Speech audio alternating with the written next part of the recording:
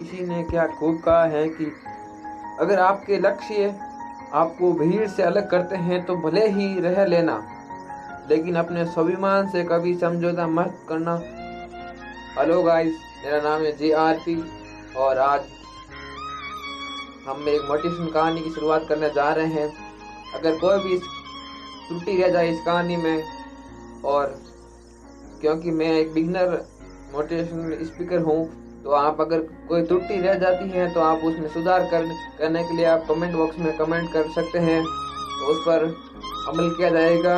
और अगली कहानी किस मोटिवेशनल विषय पर होगी आप उसे ही कमेंट कर सकते हैं। तो चलिए दोस्तों, शुरू करते हैं आज हमारी कहानी। और अभी तो रुको, क्लाइमैक्स अभी बाकी है। शुरू करते हैं आज हमारी कहानी। यह कहानी है एक पेड़ की। बहुत समय की बात है, एक जंगल में एक सेब का बड़ा वृक्ष था। एक बच्चा रोज उस पेड़ पर खेलने आया करता था। वह पेड़ की डाली से लटकता, कभी फल तोड़ता, कभी उछल कूद करता था। सेब का पेड़ भी उस बच्चे से काफी खुश रहता था। कई साल इस तरह बीत गए। अचानक एक दिन बच्चा कहीं चला गया और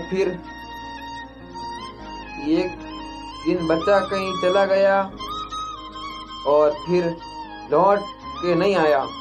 पेड़ ने उस बच्चे का काफी इंतजार किया, पर वह आया नहीं। पेड़ बहुत उदास हो गया। काफी साल बाद बच्चा फिर पेड़ के पास आया। वह अब कुछ बड़ा हो गया था।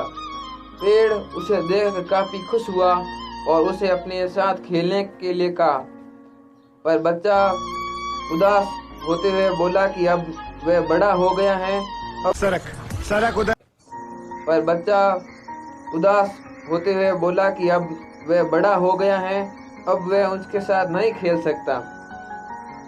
बच्चा बड़ा हो गया है और उस पेड़ के साथ नहीं खेल सकता। अब बच्चे ने कहा कि अब मुझे खेलने से कोई लगाव नहीं है, मेरे पास खेलने के लिए समय भी नहीं है। पेड़ बोला, उदास न हो, तुम मेरे फल तोड़ लो और उन्हें बेचकर खिलौने खरीद लो। बच्चा खुशी खुशी सेब के पेड़ से सेब तोड़ता है, लेकिन वह फिर बहुत दिनों बाद वापस नहीं आया। पेड़ बहुत दुखी हुआ। अचानक बहुत दिनों बाद बच्चा जब जवान हो गया था वापस आया। पेड़ बहुत खुश हुआ उसे देखकर और उस पेड़ ने उसके साथ खेलने के लिए कहा, पर लड़के ने कहा वह पेड़ के साथ नहीं खेल सकता। अब मुझे पैसे चाहिए क्योंकि मुझे अपने बच्चे के लिए घर बनाना है।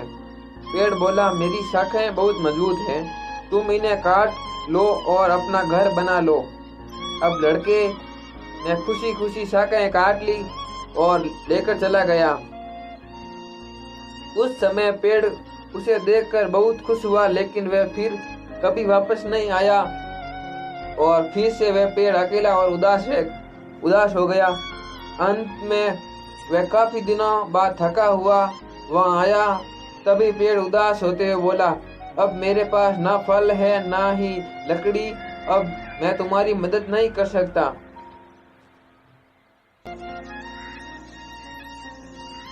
बूढ़ा पेड़ बोला, अब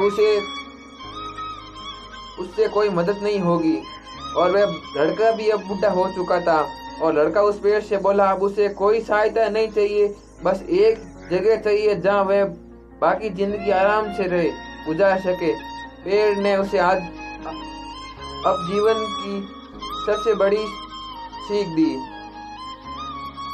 कि एक समय की बात है, एक जंगल में एक सेब का पेड़ था।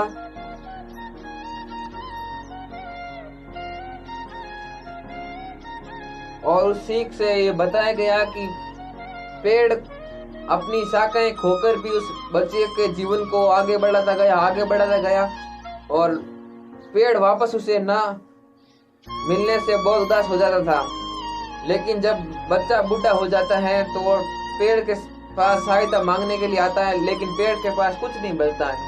तो हमें इस कहानी से हमें यही प्रेरणा लेनी चाहिए कि जब तक जिंदगी में आप कुछ कर सकते हो तो करते रहो।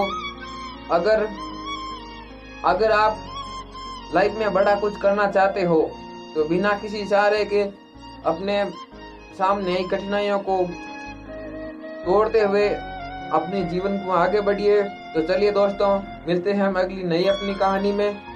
शुक्रिया, धन्यवाद।